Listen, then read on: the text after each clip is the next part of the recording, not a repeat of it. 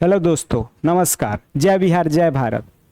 तो आज का हमारा टॉपिक है जियोग्राफी का एक छोटा सा टॉपिक, एटमॉस्फेयर, यानी कि अर्थ के बाहर का जो भी संरचना है उसके बारे में आज देखेंगे हम लोग। तो चलिए, अर्थ का जो बाहरी स्ट्रक्चर है, बाहरी जो भी चीज़ें हैं वो देखने की कोशिश करते हैं आज। ये चीज़ जो है ये दरोगा और बीपीएससी के लिए, खास करके दरोगा और बीपीएससी के लिए सिलेबस कवर की जाएगी, जो बिल्कुल भी एनसीईआरटी, जितना भी डाटा हम यूज करेंगे एनसीईआरटी के अनुसार यूज करेंगे। तो आइए देखते हैं एक्चुअली में है क्या। बात क्या है कि अर्थ के बाहर जैसे ही आप आ जाते हो तो पूरा का पूरा जितना भी प्लेनेट है उसमें एक ही प्लेनेट है जिस पे जीवन है। जी हाँ, 9 प्लेनेट या 8 प्लेनेट, पहले 9 थी, एक खत्म हो गया। आपको पता है 2006 में उसको खत्म कर दिया गया, उससे टैग छीन लिया गया। टैग छीन के उसके ड्वार्फ प्लेनेट या छोटा प्लेनेट जो प्लेनेट के कैटेगरी से हटा दिया गया। बचा हुआ जो भी 8 प्लेनेट है, उस 8 प्लेनेट में बस एक ही प्लेनेट है जिसका नाम अर्थ है, उस पर जीवन है, यानी कि लिविंग बींग्स रहते हैं। तो उसके बारे में, लिविंग बींग्स रहने के लिए कुछ कुछ कंडीशंस है जो फुलफिल होता है। तो आगे हम देखेंगे कि आखिर ये कंडीशंस है क्या क्या।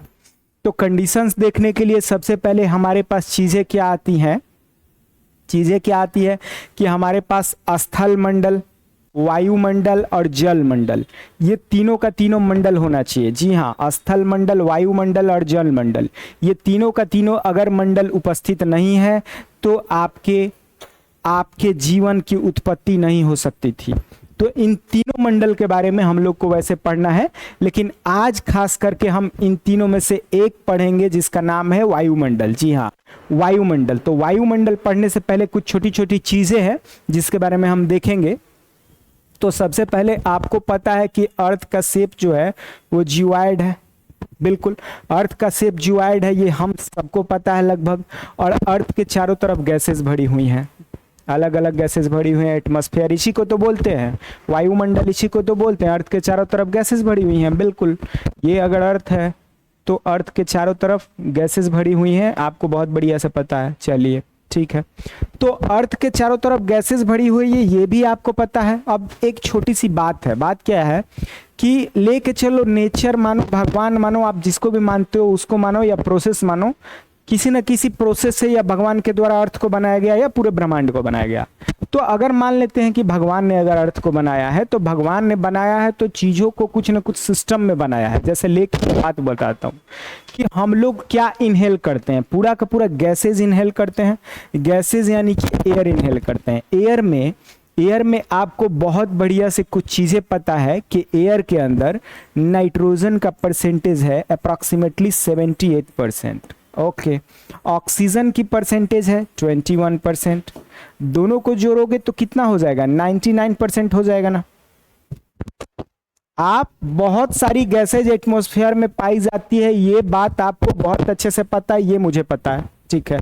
लेकिन बहुत सारी गैसेज में मैंने क्या बोला कि नाइट्रोजन का परसेंटेज 78%, ऑक्सीजन की परसेंटेज 21%, दोनों को जोड़ेंगे तो 99%। अब 100% में से 99% मात्र 2 गैसेज है।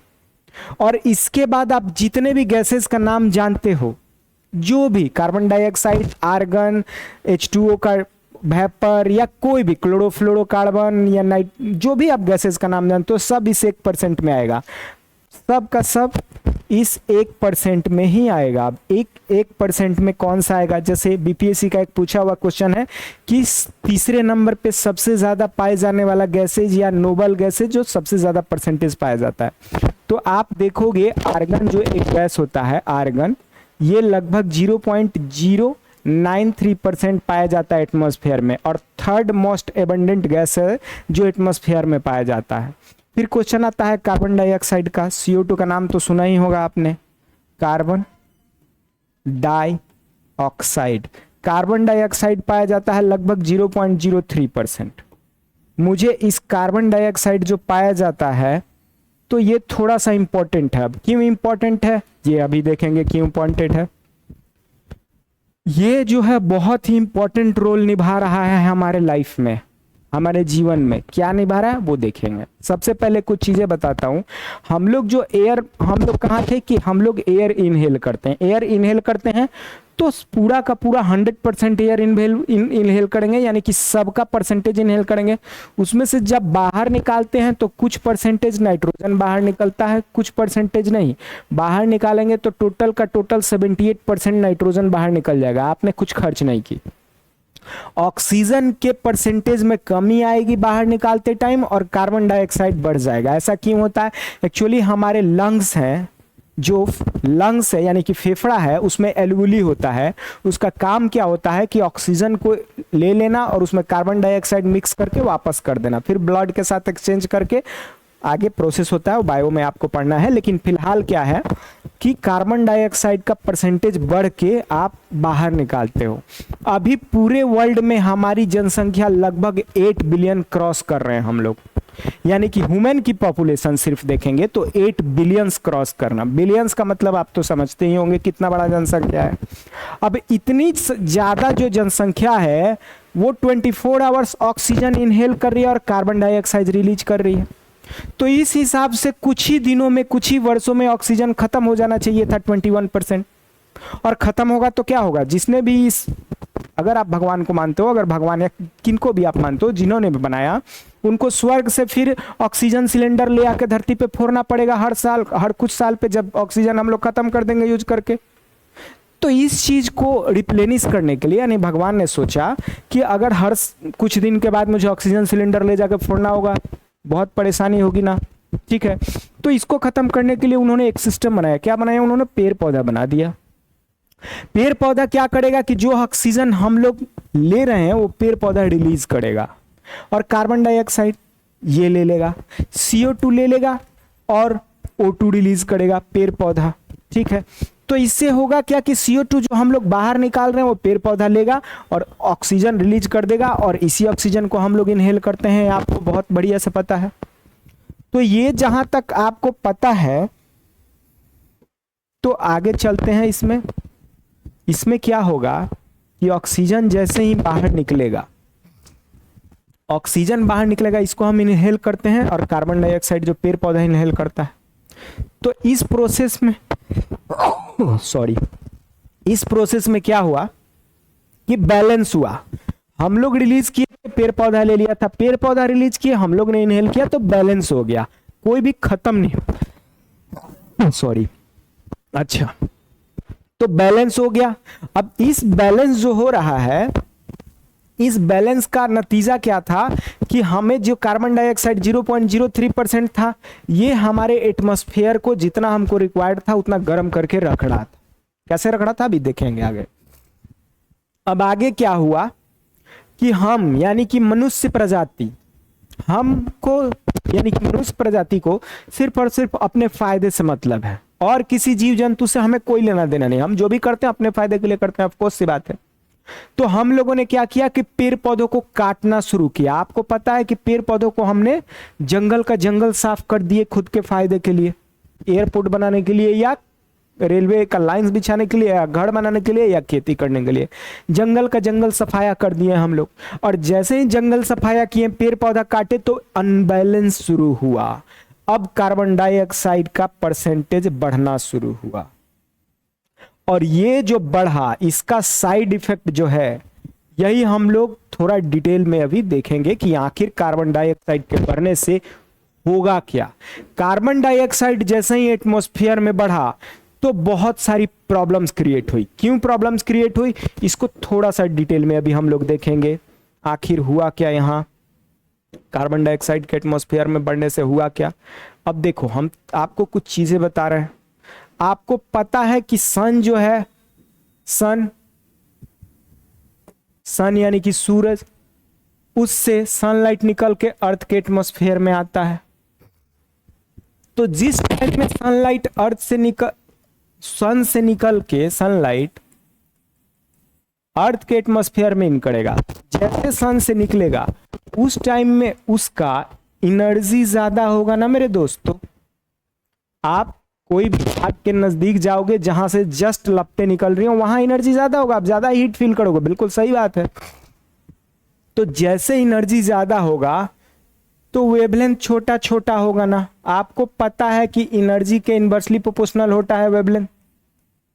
वेवलेंथ छोटा छोटा होगा, तो आसानी से ये सनलाइट आके अर्थ के एटमॉस्फेयर से क्रॉस करते हुए अर्थ को टकराएगा, जहाँ पे पेड़ हैं, पौधे हैं, हम हैं, जीव है, जंतु है, सब सरफेस है, अर्थ सरफेस, सब अर्थ के जो सनलाइट आ रहा है उसका हीट एब्जॉर्ब करेंगे। हीट सबका सब तो हम एब्जॉर्ब करेंगे नहीं, कुछ अमाउंट एब्जॉर्ब करेंगे, कन्वर्ट होगा, और कुछ रिफ्लेक्ट वापस करेंगे।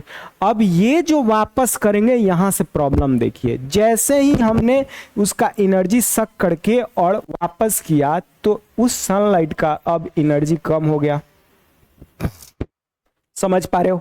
और जैसे ही एनर्जी कम हुआ मेरे दोस्तों, अब इसका वेवलेंथ बड़ा बड़ा हो जाएगा, वेवलेंथ बड़ा, और जैसे ही वेवलेंथ बड़ा हुआ तो एक विलेन बैठा हुआ है एटमॉस्फेयर में, जो मेन विलेन है उसी का नाम है कार्बन डाइऑक्साइड। जी हाँ दोस्तों, कार्बन डाइऑक्साइड यहाँ पे बैठा हुआ है, कार्बन डाइऑक्साइड एटमॉस्फेयर में। ये कार्बन डाइऑक्साइड बोलेगा क्या कि तुम्हारा वेवलेंथ बड़ा है ना, चलो वापस, तुमको तो अब हम अर्थ के एटमॉस्फेयर से बाहर जाने नहीं देंगे, और उसको रोक देगा अंदर में। यानी कि जितना हमको हीट चाहिए था एब्जॉर्ब होने के बाद, लाइट को बाहर चले जाना चाहिए था ज्यादा वेवलेंथ वाले को, ये बाहर नहीं जाके फिर से अंदर ही रह जाएगा, क्योंकि कार्बन डाइऑक्साइड जैसे ग्रीन हाउस गैसेज इसको रोक देंगे। कार्बन डाइऑक्साइड के अलावा और भी बहुत से ग्रीन हाउसेज गैसेज होते हैं, लेकिन ग्रीन हाउस गैसेज में जो मेन गैस होता है जो रोकता है वो कार्बन डाइऑक्साइड ही है। कार्बन डाइऑक्साइड रोकेगा, क्या होगा, जितना इधर से लाइट वापस चले जाना चाहिए था अंतरिक्ष में, नहीं जाके रह जाएगा अंदर में ही, और अंदर में रहने का सीधे सीधे एक इंडिकेशन मिला कि जो भी एनर्जी होता है वो इंटरकन्वर्टिबल होता है, यानी कि रूप परिवर्तित करता है, यानी कि लाइट बदल जाएगा हीट में, यानी कि उष्मा में। किस में बदल जाएगा, उष्मा में, हीट में बदल जाएगा। और उष्मा क्या होता है आपको पता ही है, उष्मा उसकी माँ है, उष्मा उसकी माँ है जिसके आने से ताप बढ़ जाए, गर्मी बढ़ जाए, टेम्परेचर बढ़ जाए।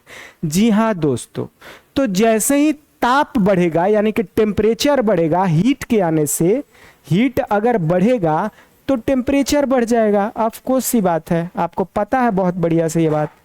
और जैसे ही टेम्परेचर बढ़ा एक लिमिट से ज्यादा, तो अर्थ के चारों तरफ टेम्परेचर एक लिमिट से ज्यादा बढ़ना, इसी को तो ग्लोबल वार्मिंग बोलते हैं ना मेरे दोस्तों।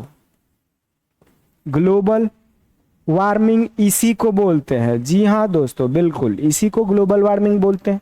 ये हो गया हमारा ग्लोबल वार्मिंग। अब ये जो ग्लोबल वार्मिंग हुआ, ये पूरे के पूरे अर्थ के चारों तरफ होगा। अब ये हर एक 10 साल पे लगभग 1.5 डिग्री सेल्सियस यानी कि 1.5 डिग्री सेल्सियस के आसपास एवरेज टेम्परेचर अर्थ का बढ़ा दे रहा है। यानी कि अर्थ का एटमॉस्फेयर का जो टेम्परेचर है, ये हर एक कुछ साल पे आप दिन प्रतिदिन बढ़ते जा रहा है। अभी भी आप टेम्परेचर फील कर रहे होगे, अभी बारिश के मौसम में बहुत ज़्यादा गर्मी हो रहा है और बारिश हो नहीं रहा। इसमें दोषी कौन, ग्लोबल वार्मिंग। ग्लोबल वार्मिंग होने के पीछे रीजन कौन, हम लोग खुद, यानी कि मनुष्य प्रजाति, जिन्हें किसी और से कुछ लेना देना नहीं होता है, सिर्फ खुद से लेना देना होता है। मनुष्य प्रजाति, किसी भी जीव जंतु कोई मर जाए, जंगल खत्म हो जाए, हमें कुछ लेना देना नहीं, हम लोग ग्लोबल वार्मिंग करेंगे, ठीक है। फिर भी चलिए, खैर ग्लोबल वार्मिंग आप समझ गए थोड़ा सा ये क्यों हो रहा है, ग्रीन हाउस गैसेज के वजह से ट्रैप हो जा रही है कौन सा, हीट। अब यहां तक आप जब समझ गए तो थोड़ा सा आप समझिए, ग्लोबल वार्मिंग जो चीज है, इसको कंट्रोल करने के लिए भी बहुत सारा सिस्टम लाया गया है। कैसे कंट्रोल होगा, बहुत सारे मीटिंग्स हुए पूरे वर्ल्ड में अलग अलग जगहों पे टाइम टू टाइम। तो मीटिंग्स में ये डिसाइड किया गया कि जो भी डेवलप्ड कंट्री है, मतलब जो पहले से डेवलप कर चुके हैं, उनको कार्बन का उत्सर्जन कम करना होगा, क्योंकि उन्हीं लोगों ने सबसे पहले ये पॉल्यूशन फैलाया, कार्बन डाइऑक्साइड एटमॉस्फेयर में सबसे ज्यादा डाला। कैसे, थर्मल पावर प्लांट चला के उन्होंने बिजली बनाई, तो थर्मल पावर प्लांट चला, कार्बन निकला, कार्बन डाइऑक्साइड बना, ग्लोबल वार्मिंग बढ़ा। उन्होंने टेक्सटाइल फैक्ट्री लगाई, वहां पे थर्मल पावर, वहां पे जो भी हीट ट्रीटमेंट का जो भी सेक्शन होता है उसमें जलता है कोल, कोल जलने की वजह से फिर ग्लोबल वार्मिंग बढ़ा। गाड़ियां उन्होंने सबसे ज्यादा चलाई, तो वहां हुआ, मैन्युफैक्चरिंग इंडस्ट्री की वजह से कार्बन डाइऑक्साइड क्रिएट हुआ। तो जो भी डेवलप्ड कंट्री है,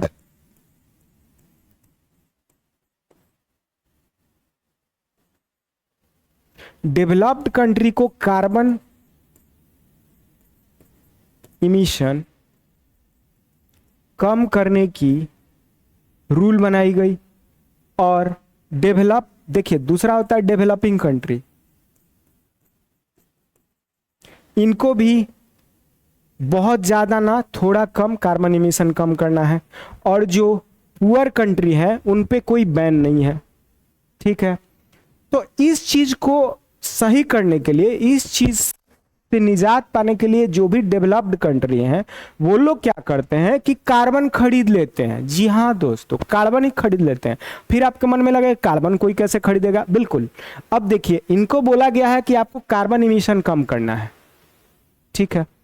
अब कार्बन इमिशन कोई भी करे ग्लोब पे, लेकिन इफेक्ट तो सब पे पड़ेगा। ग्लोबल वार्मिंग हो रहा है ना, जैसे लेके चलो अमेरिका कार्बन इमिशन कर रहा है, तो इसका मतलब ये नहीं हुआ कि बर्मा में गर्मी नहीं आएगा।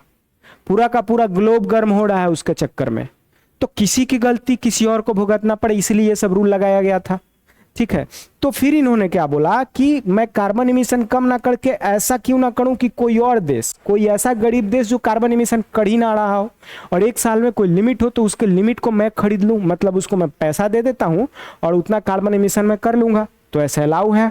इसीलिए आप देखोगे बहुत सारे गरीब कंट्री को, बड़ा बड़ा जो डेवलप या डेवलपिंग कंट्री है, वो पैसे देते हैं, बिलियंस में रुपए देते हैं, बिलियंस में डॉलर देते हैं, और डॉलर देके क्या करते हैं, अपने यहाँ कार्बन इमिशन करते हैं उसी को दिखा के, फिर उनको कोई रोक टोक नहीं रहेगा। यही रूल है। तो ये छोटा सा एक कंसेप्ट था ग्लोबल वार्मिंग को, जिसको कंट्रोल करने की कोशिश की जा रही है, लेकिन हम लोग इस चीज में असफल है। इसका बहुत सारा साइड इफेक्ट है। जैसे साइड इफेक्ट में मैं कुछ कुछ साइड इफेक्ट आपको बता रहा हूं। साइड इफेक्ट में क्या साइड इफेक्ट आएगा, आपको पता है कि पूरे वर्ल्ड के बहुत सारे शहर डूब रहे हैं। जैसे इंडोनेशिया का नाम सुने हो आप, जकार्ता का नाम सुने हो, जकार्ता लगभग डूब चुका है। इसीलिए इंडोनेशिया को अपना राजधानी दूसरा न्यू संताड़ा बनाना पड़ रहा है। ऐसे मुंबई भी हमारा डूबने वाला है। बहुत सारे वर्ल्ड में बहुत सारे कंट्रीज डूब रहे हैं। क्यों? क्योंकि जैसे ही ग्लोबल वार्मिंग बढ़ेगा, बर्फ पिघलेगा, बर्फ पिघलेगा, समुद्र का लेवल बढ़ेगा, लेवल बढ़ेगा तो मिट्टी पे जो लैंड एरिया है उस पे पानी आएगी। ऑफ कोर्स सी बात है, आप चीजें समझ पा रहे हो मैं क्या कन्वे करने की कोशिश कर रहा हूं। चलिए अब आगे देखिए, जबकि आप समझ रहे हो कि ग्लोबल वार्मिंग के करने के वजह से या ग्लोबल वार्मिंग के वजह से पानी का लेवल बढ़ रहा है समुद्री एरिया में, तो बहुत सारे लैंड एरिया डिस्टर्ब हो रहे हैं। और बहुत सारे जब लैंड एरिया डिस्टर्ब हो रहे हैं तो जो भी हमारा जनसंख्या तो बढ़ते जा रही है, जनसंख्या बढ़ते जा रही है, लेकिन लैंड एरिया कम होते जा रही है। तो ये फ्यूचर में क्या होने वाला है आप समझ ही पा रहे हो। उसके बाद जो एवरेज टेम्परेचर बढ़ते जा रहा है, तो मैं ह्यूमन बीइंग का एक क्राइटेरिया बता दूं कि लगभग 56 डिग्री सेल्सियस, 56 डिग्री सेल्सियस या इससे अधिक टेम्परेचर पे जैसे ही आप गए, यानी कि 56 डिग्री सेल्सियस या इसके अधिक टेम्परेचर पे कोई भी ह्यूमन बीइंग रहेगा, यानी मनुष्य रहेंगे, तो बॉडी का ऑर्गन डिटोरिएट होना शुरू हो जाता है। ऑर्गन आप समझते हो, बॉडी में जितना भी ऑर्गन्स है 56 डिग्री या उससे ज्यादा टेम्परेचर जाने से ऑर्गन डिटोरिएट होना शुरू हो जाता है। और जैसे ही ऑर्गन डिटोरिएट होना शुरू होगा तो क्या होगा, आपका लाइफ स्पेन कम हो जाएगा, आप कम ही दिन में मरोगे, मतलब हम लोग मरेंगे। हम लोग खुद ही के फायदा के लिए किए थे, हम ही खुद ही को नुकसान पहुंचा रहे हैं, ठीक है। जैसे एक बेस्ट एग्जांपल क्या हुआ, हीट ट्रीटमेंट आप समझते हो, किसी भी इंडस्ट्री में हीट ट्रीटमेंट एक सेक्शन होता है, उसमें काम करने वाले इससे बहुत ज्यादा टेम्परेचर में रहते हैं, या नॉर्मली बहुत ज्यादा टेम्परेचर में भी लोग, इससे ज्यादा टेम्परेचर में जैसे ही आप रहोगे तो जो मनुष्य होते हैं, जो मेंस होते हैं, मेंस में एक स्पर्म होता है जो फर्टिलाइजेशन का काम करता है, स्पर्म किलिंग शुरू हो जाता है, यानी कि स्पर्म काउंट घट जाएगा। कहने का मतलब ये है कि इससे ज्यादा टेम्परेचर में रहने वाले व्यक्ति कभी बाप नहीं बन सकते। जी हाँ दोस्तों, यही फैक्ट है, बहुत ज्यादा टेम्परेचर में रहने वाले व्यक्ति का स्पर्म काउंट घट जाता है, तो ये भी एक फैक्टर है। अब ये बहुत सारे निगेटिव एस्पेक्ट है जो देखेंगे, पॉजिटिव एस्पेक्ट तो कुछ है नहीं। अब एक और बात आपके मन में आएगा कि क्यों ना ऐसा करें कि कार्बन को एक साथ इकट्ठा करके किसी चीज में अंतरिक्ष में फेंक दे, ऐसा भी तो कर सकते हैं। लेकिन मैं आपको एक और बात बता दूं कि कार्बन ना तो ज्यादा सही है ना ही कम सही है। कम भी कर दोगे तब भी लॉस है, क्योंकि कम कर दोगे तो कार्बन के वजह से कहीं ना कहीं रात में भी गर्मी आप महसूस करते हो, रात में माइनस टेम्परेचर नहीं जाता है। तो परसेंटेज जो दिया गया है 0.03% उसके आसपास रहेगा तो चीजें ठीक है ना, बहुत ज्यादा सही है ना बहुत ज्यादा कम है।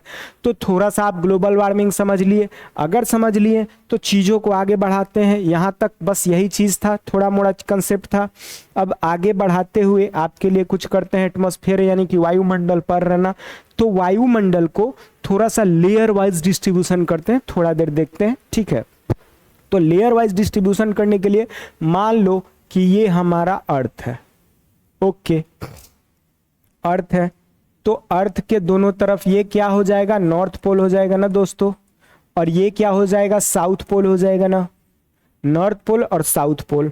अब देखो नॉर्थ पोल और साउथ पोल ये एक चारों तरफ से एयर का एटमॉस्फेयर है, एयर का एटमॉस्फेयर। ये है 8 किलोमीटर, ये है 16 किलोमीटर, यहां भी 8 किलोमीटर, यहां 16 किलोमीटर। इसी को बोलते हैं क्षोभ मंडल। क्या बोलते हैं दोस्त, क्षोभ मंडल। क्षोभ मंडल नाम सुने ही होंगे आप लोग, क्लास 6 का टॉपिक है, लेकिन हम फिर भी ब्रशअप कर रहे हैं आपके लिए। इस हवा के आवरण को क्षोभ मंडल बोलते हैं। अब इस क्षोभ मंडल में चीजें कैसे चलती है, मैंने बोला कि नॉर्थ पोल और साउथ पोल के पास इसका जो थिकनेस है मात्र 8 किलोमीटर है और इक्वेटर के पास 16 किलोमीटर। ऐसा क्यों, एक्चुअली देखो जो भारी गैसेस होती है ना, जो भारी गैसेस वो अर्थ के एटमॉस्फेयर के सबसे नजदीक पार्ट में पाई जाती है और क्षोभ मंडल में पाई जाती है। तो जितना भी भारी गैसेज हैं वो क्षोभ मंडल में पाई जाती है। अब भारी गैसेज की बात कर रहे हैं। अब देखिए आपको एक बात बहुत बढ़िया से पता है कि अर्थ जो है इसका ग्रेविटेशन सबसे ज्यादा कहाँ है, बताइए। अर्थ का ग्रेविटेशन सबसे ज्यादा नॉर्थ पोल और साउथ पोल पे है ना, बिल्कुल आपको पता है, क्योंकि अर्थ पेट फुलाए हुए है। तो पेट जहां पे फुलाए रहेगा और रेडियस इसका कंसेप्ट है, आप देखोगे, देख चुके होगे, यानी ग्रेविटेशन नॉर्थ पोल और साउथ पोल पे सबसे ज्यादा है। और जहां ग्रेविटेशन ज्यादा होगा वहां एयर जो भारी हवाएं होंगी उसको नीचे की तरफ खींच के अपने तरफ खींच के रखेगा अर्थ। बिल्कुल वही कंसेप्ट लग रहा है।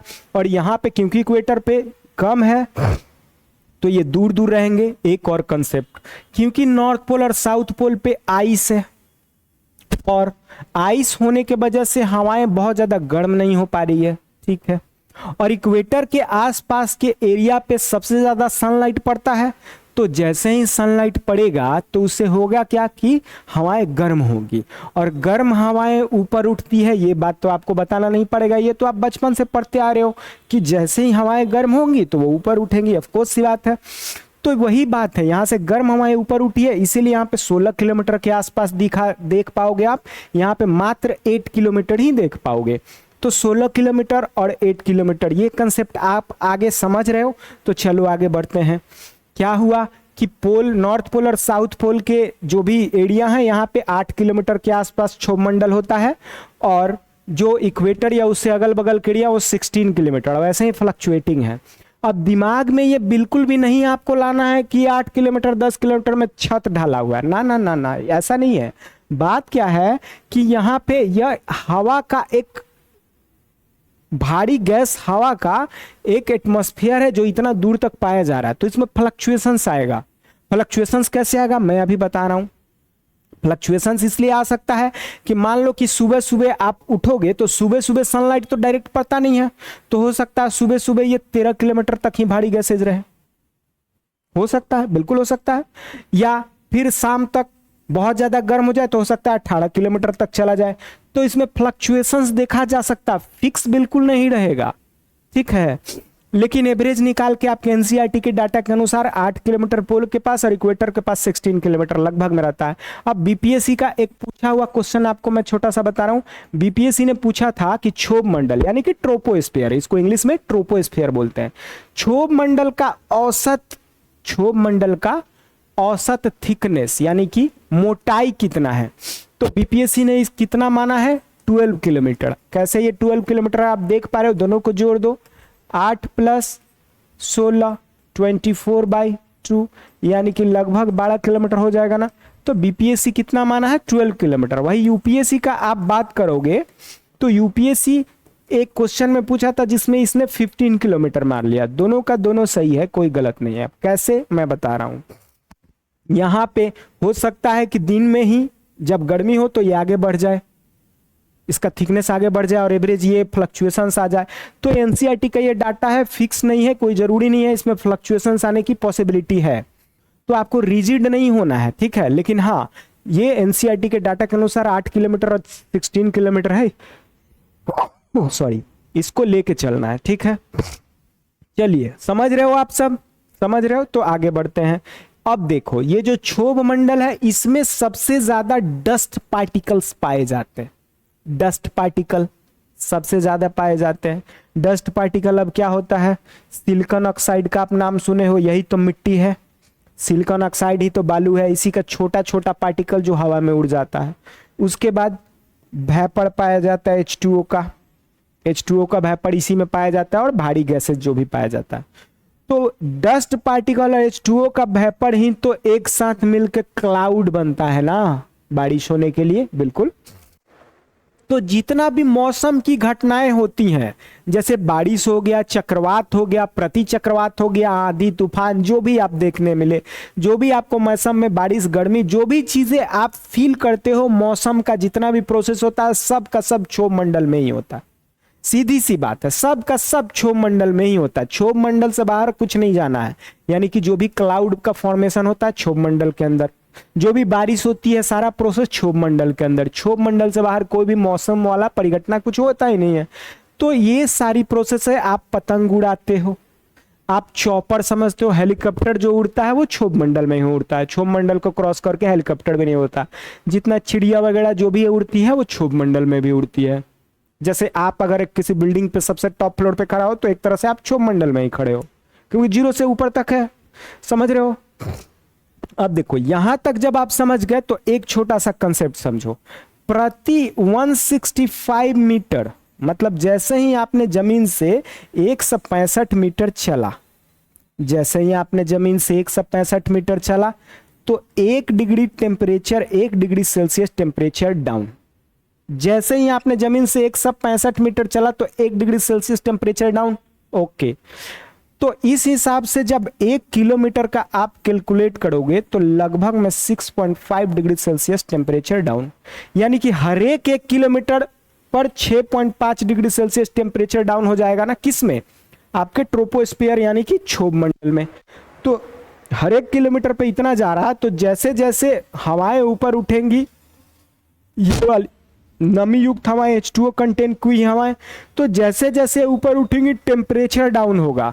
तो पहले क्या था, वाटर वेपर था ना, वाटर वेपर का जब टेम्परेचर डाउन होगा तो क्या ये वाटर बन जाएगा लिक्विड फॉर्म में, H2O लिक्विड बनेगा ना, आप समझ ही रहे हो।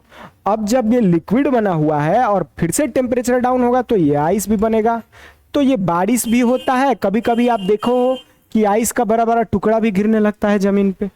यही रीजन है, क्यों, क्योंकि जैसे जैसे हाइट बढ़ रहा है आइस बन रहा, टेम्परेचर डाउन हो रहा, या फिर पानी बनकर बारिश हो रहा।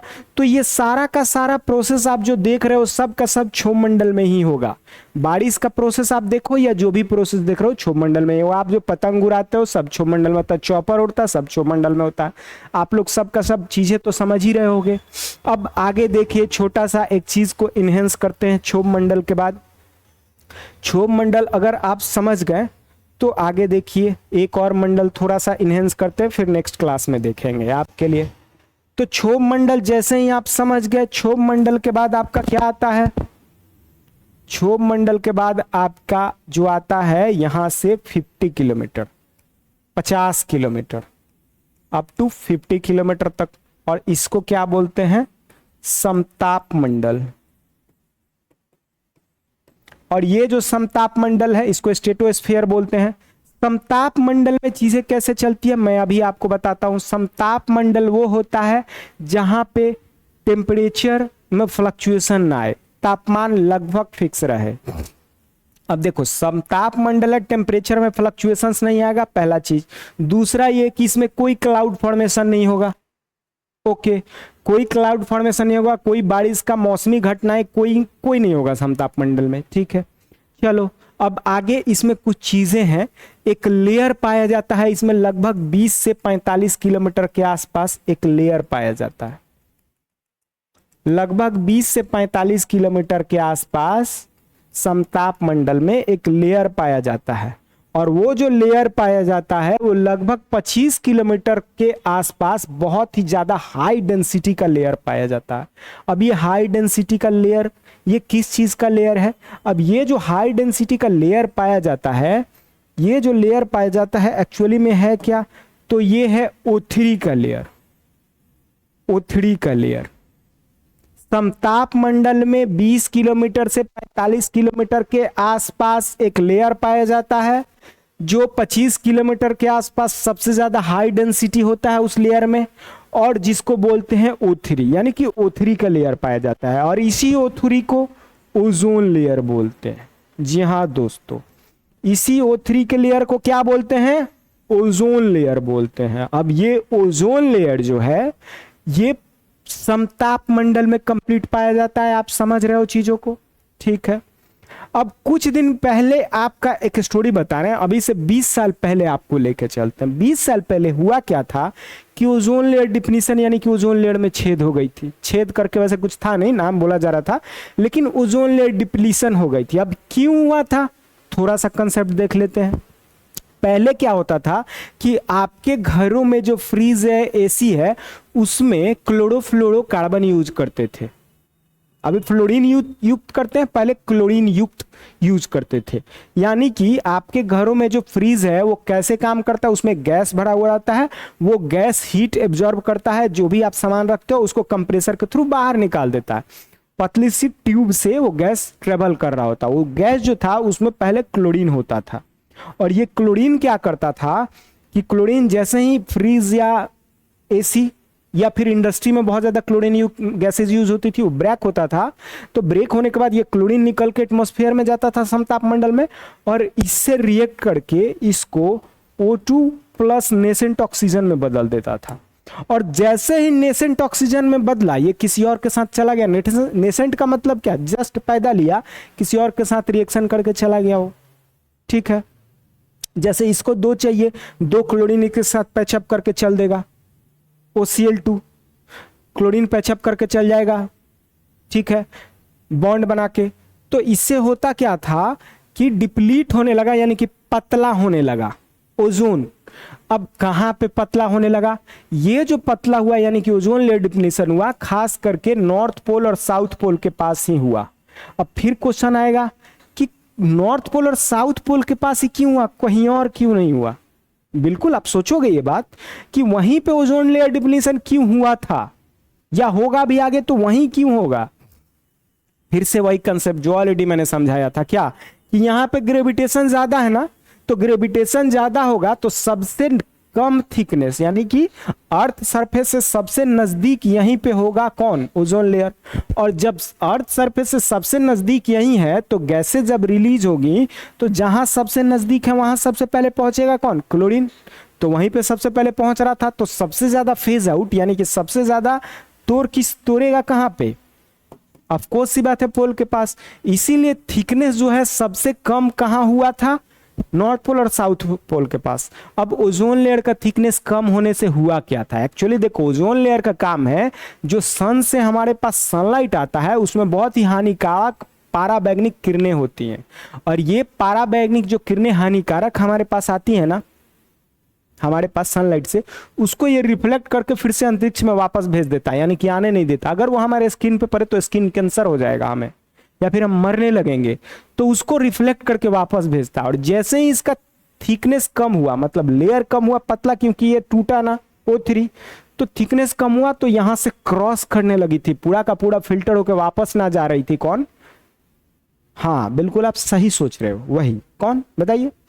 तो पाराबैंगनिक किरणें रिफ्लेक्ट होकर वापस ना जाके कुछ अंदर आने लगी, जो हमारे स्किन इधर के आसपास के एरिया को स्किन प्रॉब्लम या बहुत सारे प्रॉब्लम क्रिएट होने लगे वहां पे एरिया में। तो इसके लिए बहुत सारे हमारे मीटिंग्स हुए, साइंटिस्ट लोगों के द्वारा मीटिंग्स हुए, और मीटिंग्स में ये डिसाइड किया गया कि जो भी कंपनी ये चीज यूज करता है इसको फेज आउट किया जाए, यानी कि जितना भी फ्रिज और एसी है जिसमें ये गैस यूज होता है इसको रोका जाए, और रोका भी गया। 2006 के आसपास तो कंपलसरी कर दिया गया कि कोई भी कंपनी क्लोरीन युक्त या इंडस्ट्री क्लोरीन युक्त कोई भी गैस यूज नहीं करेगा। तो ऐसा नहीं है कि क्लोरीन का इस्तेमाल खत्म हो गया, लेकिन मास लेवल पे जो यूज हो रहे थे फ्रिज में, एसी में या फिर इंडस्ट्री में, उसको रोक दिया गया। और जैसे ही वो रुका, क्लोरीन की जगह पे फिर फ्लोरीन यूज होने लगा। तो फ्लोरीन नहीं तोड़ता है इसको, किसको, ओजोन को। तो क्लोरीन जब मास लेवल पे रुका तो हुआ क्या कि फिर से रिकवर हो गया। अब पहले के जैसा रिकवर तो नहीं हुआ है, लेकिन अब हमारा लॉसेस कम हो चुका है और लगभग हमारा रिकवर हो गया है क्या, ओजोन लेयर डिप्लीशन। और कहाँ पे हुआ था, इन दोनों जगहों पे। तो अभी तक आप चीजों को बढ़िया से समझ पा रहे हो, क्षोभ मंडल में चीजें कैसे चल रही थी। अगर अभी तक आप समझ रहे हो तो नेक्स्ट जो वीडियो होगा इसी का सीरीज नेक्स्ट आपको लेके हम आएंगे। इसके लिए आपको एक छोटा सा हमारे लिए काम करना होगा, चैनल को लाइक करना है, सब्सक्राइब करना है, और लाइक सब्सक्राइब के साथ साथ अपने दोस्तों को शेयर करना है। हाँ, और एक छोटा सा आपके लिए इंफॉर्मेशन है, बहुत जल्द हम लोग यानी कि जीएस विजन विंग्स क्लासेज के पूरे टीम के तरफ से आप लोगों के लिए एक दरोगा बैच स्ट्रक्चर लेके आ रहे हैं। और ये दरोगा बैच होगा किसके लिए, ये दरोगा बैच होगा आप सबके लिए, यानी कि अब की बार डबल स्टार श्योर आपके कंधे पे। इस चीज के लिए हम लोग पूरा इफोर्ट के साथ आप लोग के लिए पूरा टीम लेके आ रहे हैं, जिनका काम होगा आपको वर्दी दिलाना। तो बहुत जल्दी हम लोग अनाउंस करेंगे आप लोगों के लिए बैच का टाइम, और टाइम के साथ हर एक चीज स्ट्रक्चर वे में कैसे आप जल्द से जल्द दरोगा बनो। तो धन्यवाद, आपको आगे मिलते रहेंगे ऐसे ही। आप खुश रहो और अपने मम्मी पापा के सपनों को साकार करो। धन्यवाद। जय बिहार, जय भारत।